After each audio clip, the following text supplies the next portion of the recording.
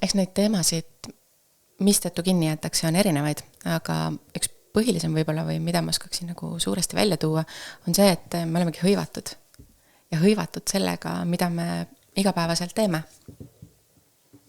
Ja see tekitab selle koha, et me tegelikult ei märka, et mis asi meid edasi viib, mille tegemise võiks järgi jätta, mida võiks rohkem tegema. Ja sa oledki hõivatud oma selle igapäeva toimetamisega, esiteks oled harjunud mingeid asju tegema täpselt sellisel viisil, on ju. Ja siis sa teedki neid. Mitte analüüsimata seda, et kas ma peaksin seda tegema, kas see asi aitab, ei aita. Ja see tegelikult hoiabki nii-öelda mingisuguses samas kohas tihti kinni. Seal on teine kiht veel, et tihti on küsimus selles, et mida inimene usub. Nii-öelda oma siis kas äri kohta, iseenda kohta, ma ei tea, oma kollektiivi, oma meeskonna kohta, oma, ma ei tea, ärisektori kohta.